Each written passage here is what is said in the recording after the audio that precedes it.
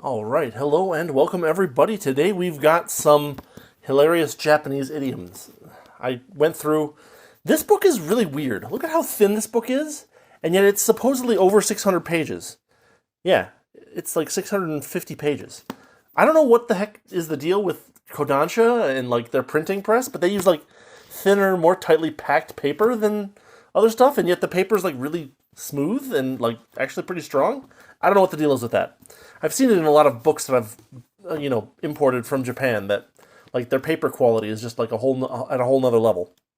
But anyway, this is the book on idioms that I have that I think there's a lot of really funny ones in here, and I went through and just found a bunch of little ones, and so I figured we'd go through that today, and it's fun because you can learn a lot about like the differences in culture of places based on their idioms. I'm not going to say that that's necessarily true of all of these, but these are always the ones that are kind of chuckle-inducing to me. Um, and so, I just figured it'd be fun to kind of go through a few of them. Like, okay, so here's a good one. Here's one that where the, and I also want to kind of underline ones where the English and the Japanese to English direct translation of the idiom are very different, right? So here's the first one. Atama ga yawarakai. It literally translates to one's head is soft. Atama is head, and yawarakai is soft. But what it actually means in Japanese is to be flexible, to be receptive to new things. So, you can call someone soft-headed in English, and it's not a very nice thing to say. But in Japanese, to say the same thing is actually kind of nice. This is one of those things where you get like, what do you call it?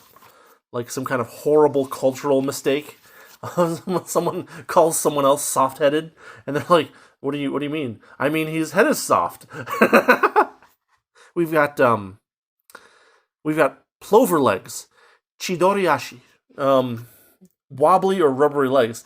Now, I guess plovers move around in funky ways. I don't know. Like there's a lot of animal idioms in this book where like I just don't even know what the animal is. Like some kind of weird bird or something like that. Chidoriashi is typically used primarily of the way a drunk walks, from the manner in which the plover crosses its legs one over the other as it darts about in search of a meal.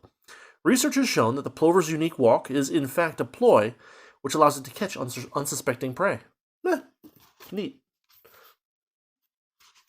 We've got Daikon Yaksha, a radish actor.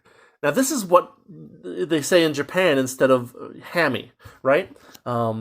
They call him a radish actor, which is, I don't know. I mean, do radishes act? What's the etymology of this idiom? Why are we talking about radishes acting? And how is it that being how is it that being a radish actor means one chews the scenery? I don't know. We've got dasoku, snake's feet. Unnecessary, extraneous. Oh, by the way, some of the English translations in this are really fun. I'm not sure. But there's a lot of that in this, which makes it also a fun book to read and look through because you get to see a lot of English idioms that are really really uncorrect these days. Now it's funny that they say snake's feet for something that's unnecessary, because there was this video that I saw where some guys got like a plastic tube, and it would like they put a snake in it, and the tube had feet under it, like robot feet under it, and the way that the snake's head would point would determine whether it went forward or turned left or turned right. And it seemed like those feet were not unnecessary. So I don't know, maybe maybe this is an idiom that's not going to make any sense in a little while.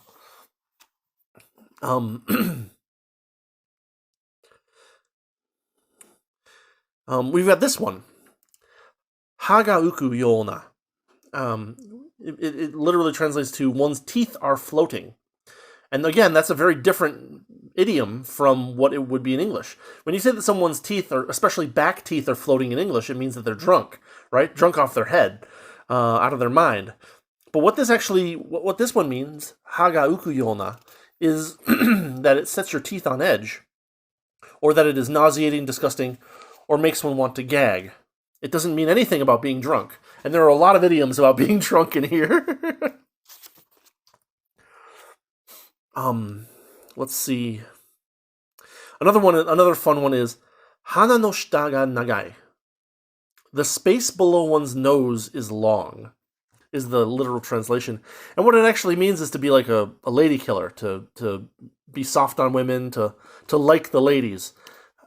I don't understand what this distance means for like gathering women, but there must be some kind of cultural Japan thing about like some like mythical, maybe not mythicals, but like famous ancient lady killer that had a really long distance between his nose and his mouth. I don't know. Let's see. What else have we got here? Okay, so here's one that's a little interesting. Normal in English, you have a phrase like black-hearted, that someone has a black heart. In Japanese, however, the equivalent phrase is actually hara ga kuroi, or haraguroi, which is actually to have a black stomach, as opposed to having a black heart.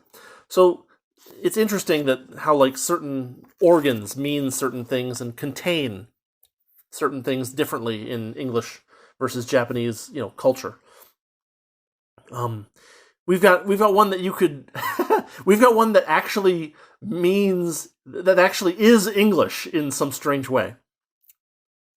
It's a na adjective, and it is inky. not inky, inky, but in-ki, shadowy ki. And what it means is for someone to be blue or gloomy or long-faced or melancholy, or for a place to be dark or depressing or dreary or gloomy. So if you go to Japan and you know how a na adjective works, you can use inky as a na adjective without having to think about it in Japanese, because it means the same darn thing. Let's see, what else have we got? Okay.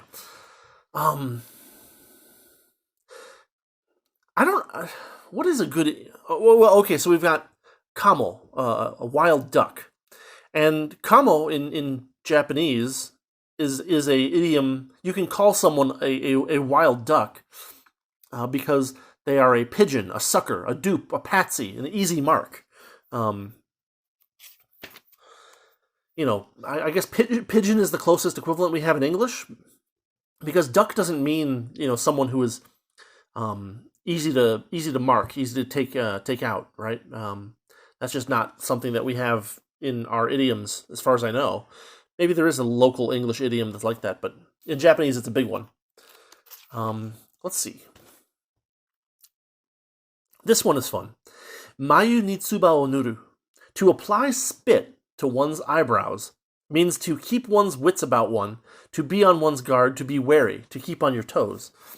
I have never, ever heard of someone making themselves more aware of their surroundings by spitting on their hand and wiping it on their eyebrows. But that is something that you can do in Japan, or at least in Japanese idiom. Let's see. What else have we got here? Oh, by the way, before I get too far ahead, I do want to actually note this real quick. Ki, the word for like spirit, is a really, really like idiomatic word in Japanese. It's used for a lot of things. And in this book, there's like a huge chunk of the book that I specifically avoided for the purposes of this video, just because there's so much, and none of it's really that interesting from a weirdness sense. But like I did want to show this off real quick. From the point where ki begins, right here on page 200, to the point where ki ends, which is about here, you have 144 pages of just ki idioms, which, is a little bit ridiculous, but there are really that many of them. Let's see, there's the spit to your eyebrows.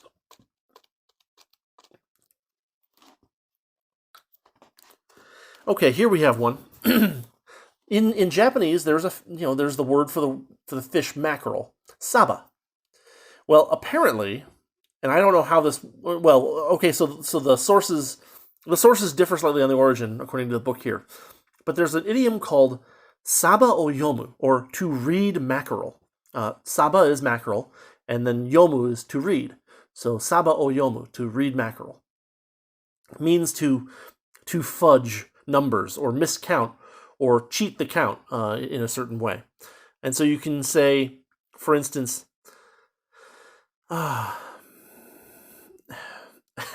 some of the example sentences are also really politically incorrect in this book, which makes it very funny to listen to read.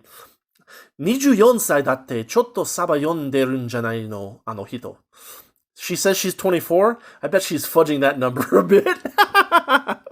So according to the book, sources differ slightly on the origin of this idiom, but seem to agree that the practice of counting mackerel, some say by twos, because so many of them are caught at one time, very fast at fish markets is done intentionally in hopes of adding to or subtracting from the actual number, whichever is in the counter's favor.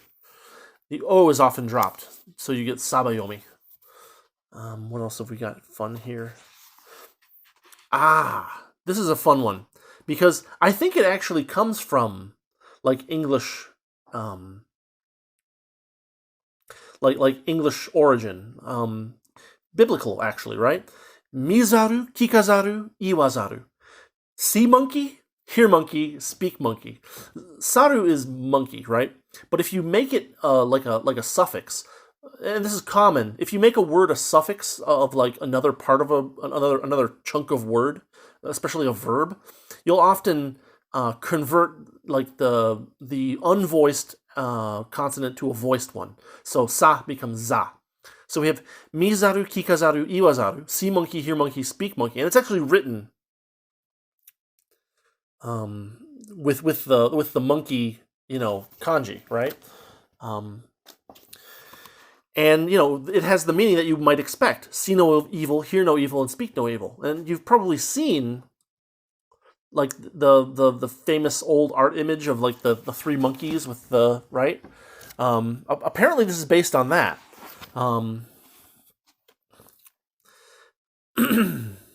But the funny thing is that in Japanese, there's also a negative verb, in archaic negative verb ending, zaru. So, mizaru means to not see, regardless of whether or not you put the monkey character in there or not. It's just that in one case, it's like archaic verb conjugations. If you've watched anime, you'll probably like you've seen a character that says like gozaru. That's another archaic, figure of speech for the like to be. But I guess that doesn't have anything to do with the zaru here, which is a homonymic Japanese negative verb ending. I don't know. There's a lot of Japanese is one of those languages that has a lot of puns. Let's see. What else have we got? Okay, here's a fun one. Shirauo no yona yubi. Fingers like white fish. Delicate white fingers is what this means in English. Now, this is like one of those, like, I can't imagine using this in English in any sense, right? But apparently there's a colorless transparent fish, semi-transparent fish called the shirauo, which is like the louse fish, which is about 4 inches long, and unlike fingers, is eaten in Japan. Idiomatic usage derives from the fish's fanciful resemblance to a finger, and the traditional Japanese aesthetic, which dictates that white skin, especially on women, is desirable. So this is one that is like weird, old school, and like doesn't have a proper like English equivalent. One of the example sentences is just like, she had delicate white fingers. Kanojo wa shirao no yona yubi o shiteita. I've never had a reason to mention that someone's fingers are especially delicate and or white. So I don't know why you'd use this, and I don't know why it's in the book, but it is in the book. Let's see, what else have we got here? Okay, we've got. Okay, so I mentioned this earlier, but there's a lot of drunkenness idioms in Japanese. And one of my favorite ones is tora ni naru. To become a tiger is to be a bad, violent, uncontrollable drunk. To get drunk in courage, falling down drunk, bombed, blotto, tanked, dead drunk, drunk as a skunk, potted, smashed, embalmed, pissed, bent, or potted. So, here's the dust cover. But like this book is a collaboration between two, almost certainly native English speakers and two native Japanese speakers. And like just the width and breadth of what is in this book is just so fun to like play around with sometimes. Let's see.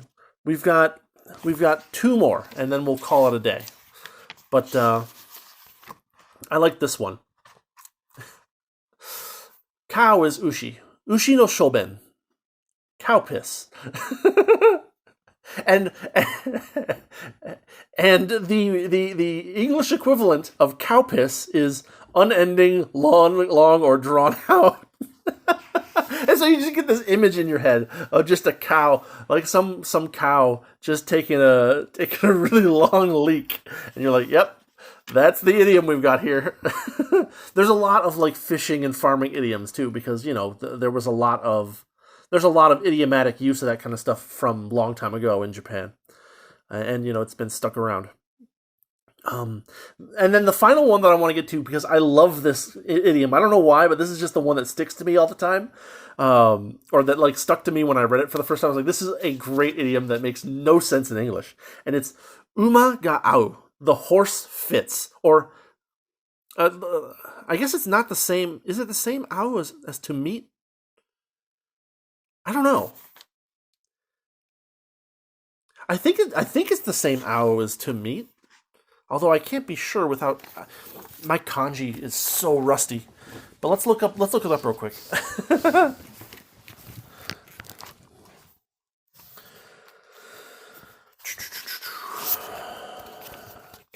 Come on. It's going to be a type 2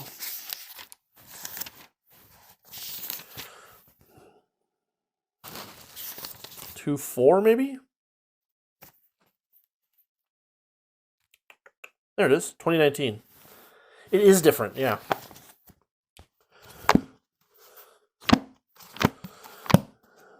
$20.19.